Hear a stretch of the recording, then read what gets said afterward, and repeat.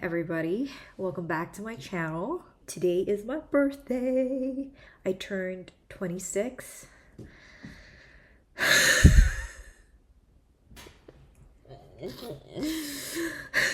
I don't have any other life updates aside from that. My life is so boring. It's just watching dramas and being lazy. Anyways, so let's get into it, I guess. The month of June has been really slow. This is my slowest and the lowest month just in general. 24, 24, 29, 24, 16. Ugh. So I usually hit my 20s mark in terms of the content that I've consumed. But for June, it's only 16. 11 of them were dramas, 2 of them were variety shows, no anime. Oh, god damn. I forgot to add something. I'll be right back. Okay, now we can talk. Okay, I got 1 book, 2 audiobooks technically that I really went into, and 1 Hollywood series. A lot of audiobook hours because I listened to 2 this month. I didn't watch any movie. I have watched 8 new dramas, but I've only managed to complete 2. Really? Where? I dropped 4 dramas, completed 4 dramas, and I'm currently watching 3 Asian dramas. And I've watched 182 episodes in total this month compared to last month. I have not been doing well. First, starting off with a dropped list, My Royal Nemesis.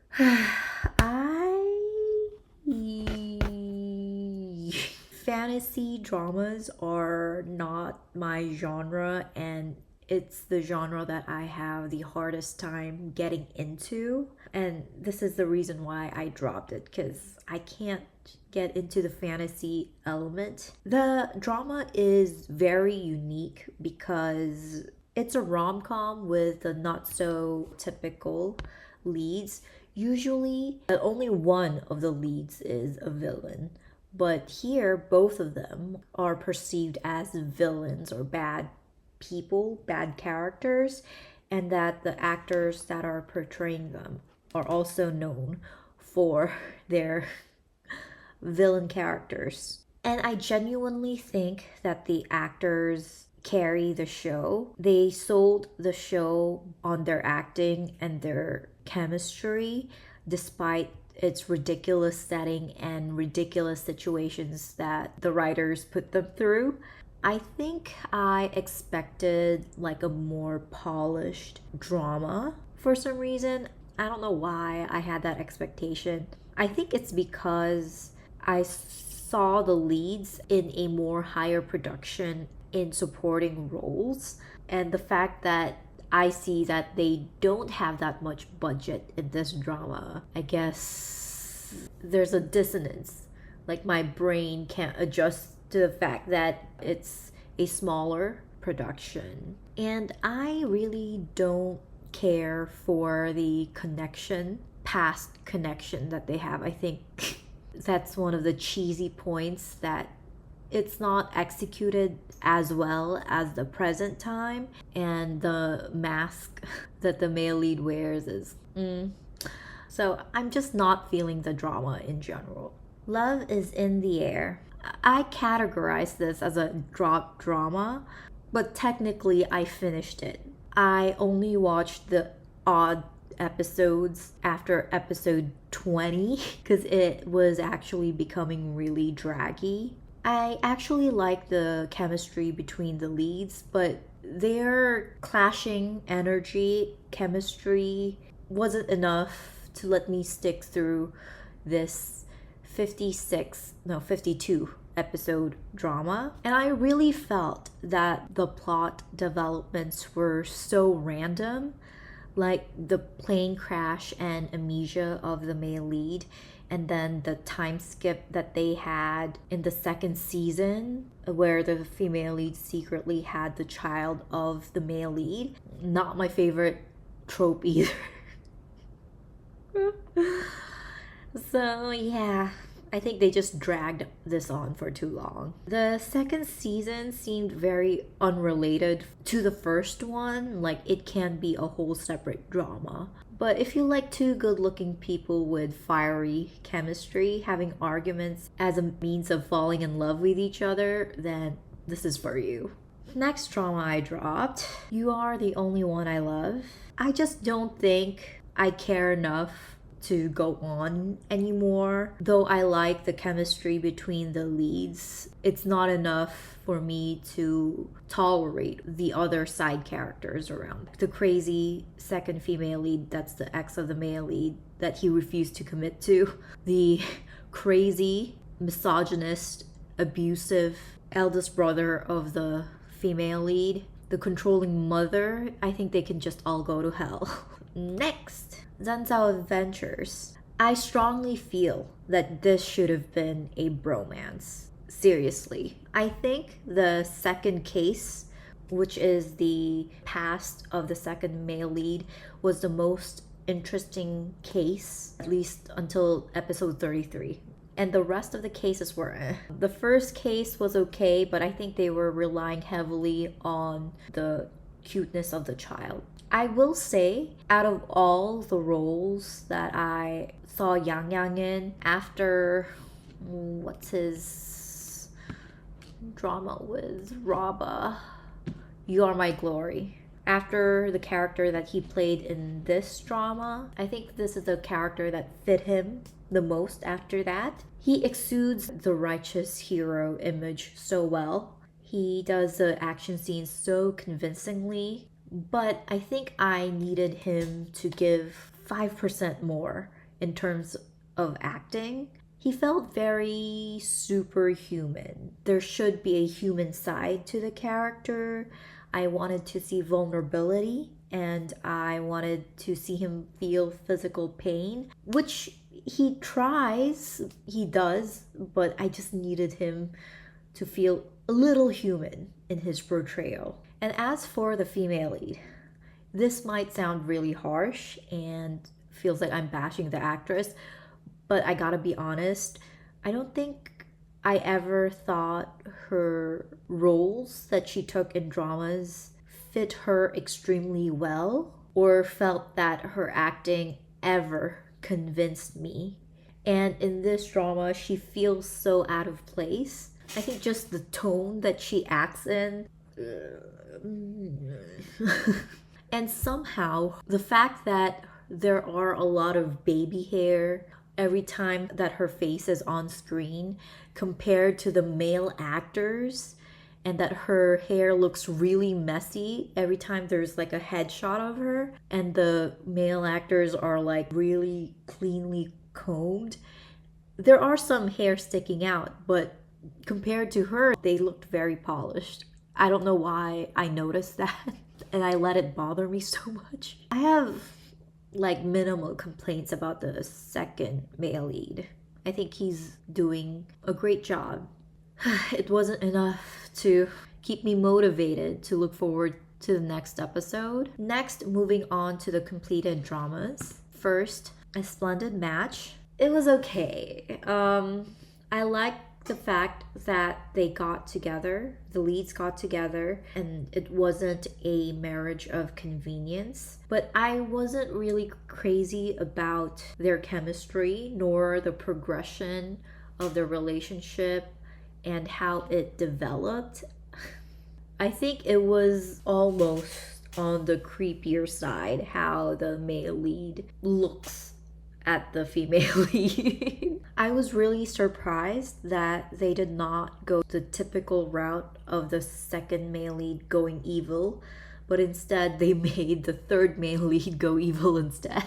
I knew it, but I still consider the possibility of the second male lead being really petty. I'm glad they didn't go that route. And most of the time, typically, I don't really take the politics and idol costume romance drama that seriously, but I pay attention to it. I keep up with it because it's pretty relevant and it helps with the immersiveness of the drama to fully understand the situation of the couple. I'm not just watching it for the chemistry sake or the visual sake. But the background politics, especially in the later half, was very boring. Kimi no te ga sasayai te iru. Your hands are whispering. I saw like a short of this drama and I forgot about it, and I saw it again and then I forgot about it. And when I finally saw it again, came my chance to finally watch this drama. I think they casted the perfect people to lead the drama. The female lead was so lovable and the male lead was so swoon worthy.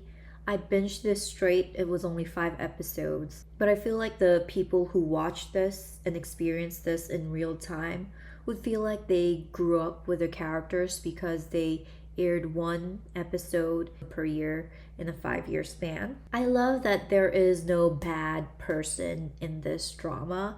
Everybody is just flawed humans and their concerns were valid, but they're not mean or rude when they're expressing them. Their insecurities, so valid. Everybody is just a good person. And I just love how heartwarming it is. I would recommend this drama to anybody who wants a stress-free drama, but it's very entertaining, very endearing. And I think this drama has one of the most romantic confession scenes and engagement scenes, proposal scenes of all time. You have to watch the drama to feel it. I think it's by the end of the first episode. And just how these two characters grew throughout the drama. Just, it's too good. We are all trying here. I will admit that some of the episodes were hard for me. Just the general message that the writer is trying to send to me as an audience. I feel like I am still too young, too inexperienced, not mature enough to fully understand whatever the writer is trying to say. And maybe like 5 years from now, when I'm rewatching the drama, it will resonate with me more. The chemistry,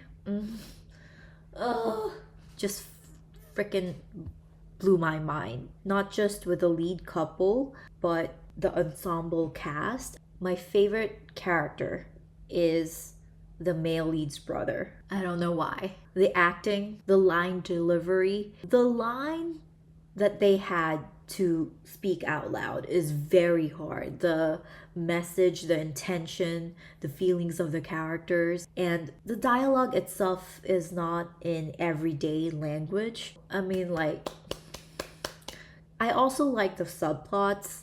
I love the fact that they tackled the marriage problem with Oh Jung-se's character and Kang Mal-geun's character. It's hard for me to understand. I am not deep into creating like these characters are, but the fact that the state of their marriage broke my heart.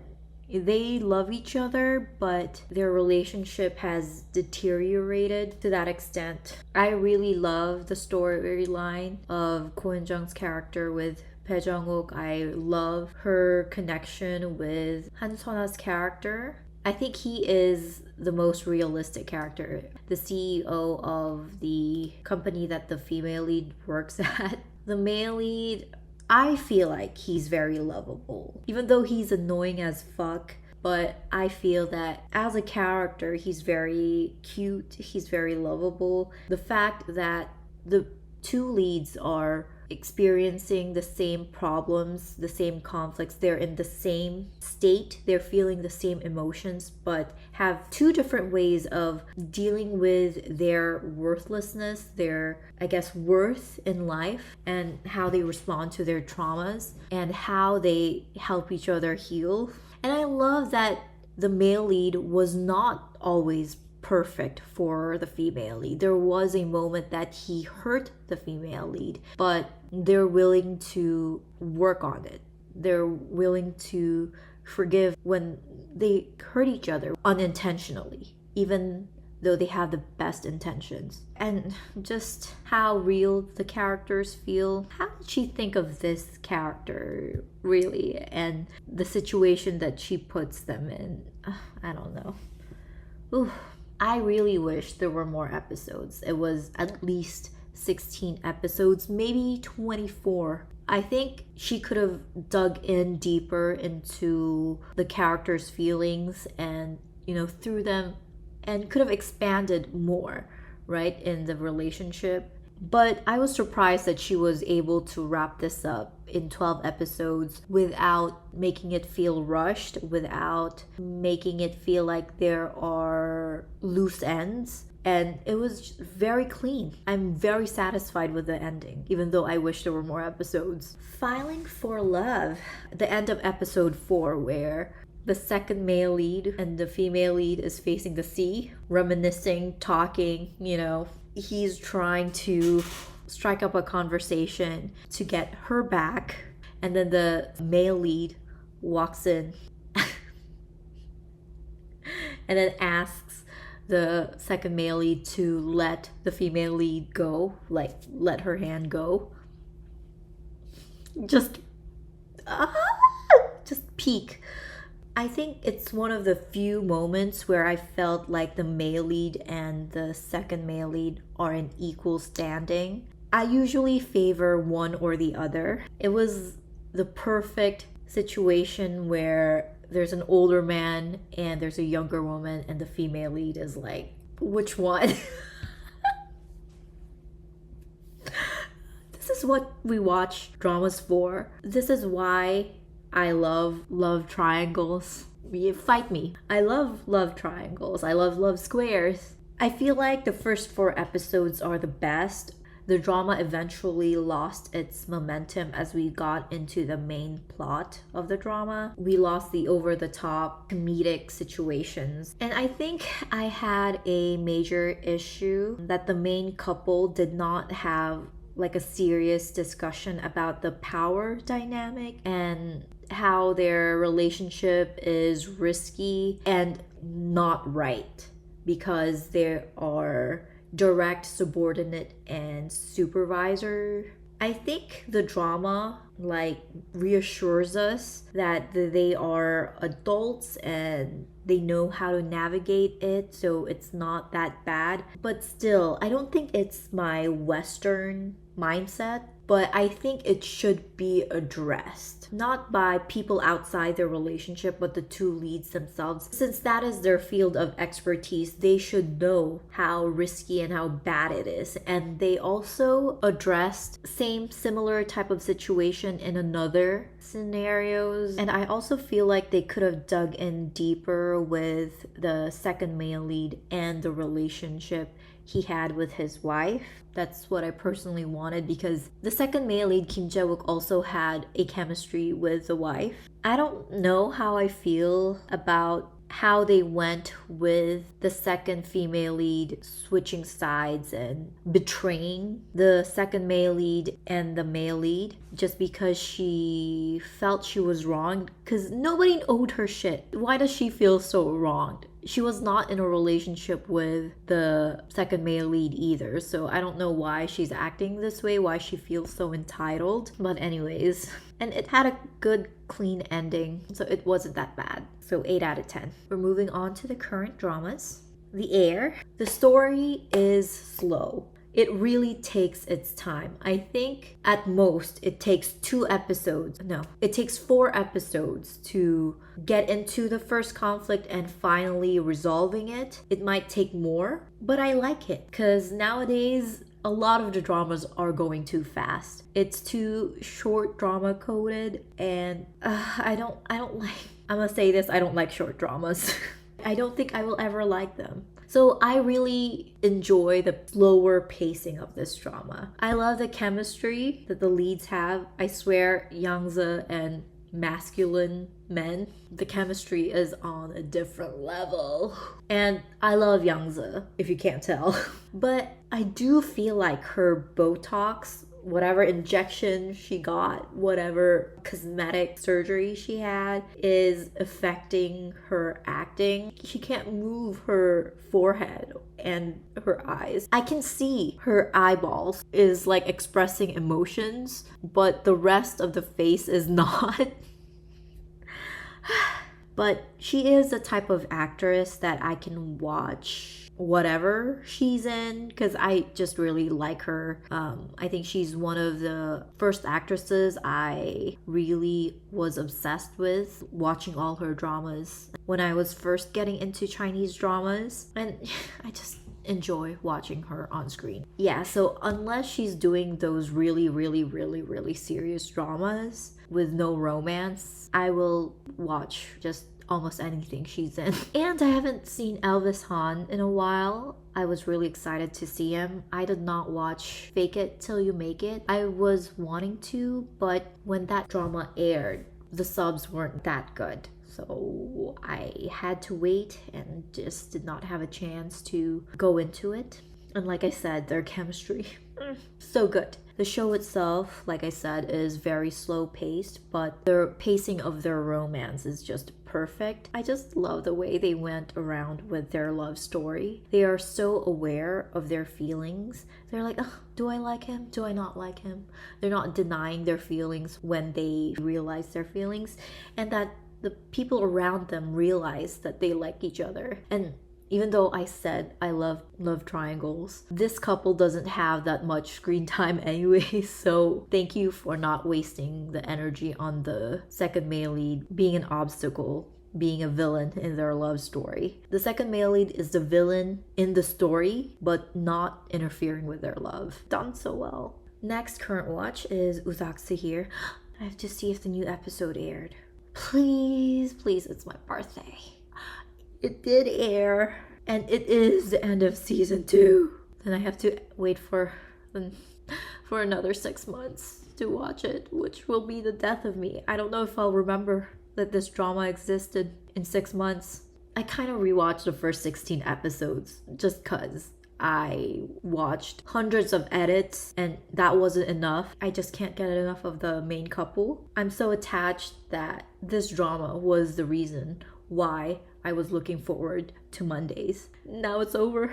I have one more left. And we only got 3 episodes in May because I think from what I read, there was a holiday and they took a break. I don't know what holiday, but nonetheless, I was sad. We were supposed to get 4, but we only got 3. I'm sure there will be another season because it is so popular. I think it's still very popular. Season 1 was very popular. Yeah, they're going to end on a cliffhanger that needs a season 3. And if they don't give it to me, it's gonna be one of my regrets when I die. Dazzling. To be honest, I could not get myself into this drama. I think the sets look so fake. The difference between the set and the real locations, very obvious difference. The forced living situation, I don't like that. And the fact that they're not related by blood, but the 2 lead sisters are close, really close, that they consider themselves real sisters. And the fact that the male lead's mom is addressing the female lead as a niece, not a child of a close friend. So we'll see if I can keep my word and stick through it. Next to the audiobooks. Rescuing Lord Inglewood. I actually dropped this one. It was too slow for me. It was too just like that in terms of its plot. But I want this. I'm not asking for like a lot of ups and downs, but just a little. But this one was just that. And I only had 2 hours left, but I still couldn't bring myself to finish it. The Beast of Beswick. I completed this. I was going to drop it, but the thought of not finishing it and the fact that I needed to find a new audiobook if I wasn't gonna finish this did not sound appealing to me. It was very cheesy by the later half in terms of the romantic scenes where they are like confessing each other's love and arguing in public. Do this at home behind closed doors, please. There are a lot of explicit scenes in the later half and I'm just not a fan.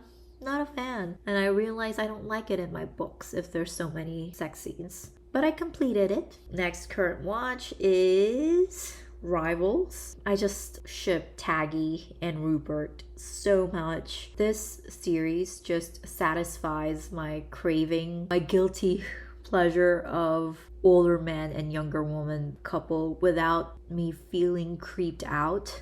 It doesn't feel like the older man is being too much of a fatherly figure to the younger female lead. I was obsessed with the couple ever since I saw the YouTube edit on them, and thank God that they announced the second season while I was obsessed with the first season. So I kept up with the news. I was really anticipating season 2. I would have had zero clue about this series. Thank God for YouTube edits. And I think this is just a fun series with the right amount of chaos and messiness. The softer, heartwarming moments just balance it out perfectly just to not make it that chaotic. Can't wait for the rest of the episodes to air. Give it to me. Next, moving on to the variety shows. I'm still watching Please Take Care of My Refrigerator, my comfort show, every Sunday while I'm eating. I watch this. Another variety show that I'm watching now is Burn to Win Season 2. Finally aired.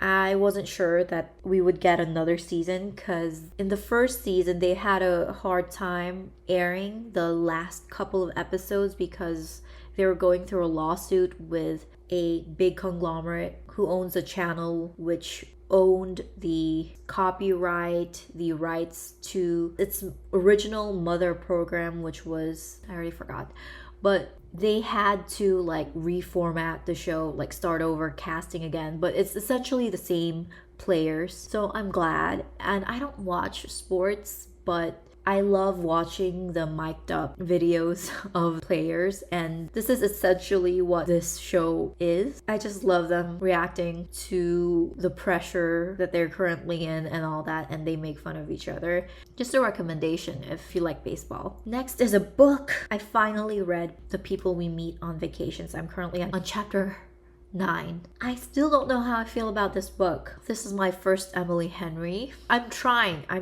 to like it. Yeah, I think that's it. I need to go to bed. I had less shows. I only have 16 on this, well, more than 16 now. 17 on this list, and I filmed for an hour. I should just make it short and simple.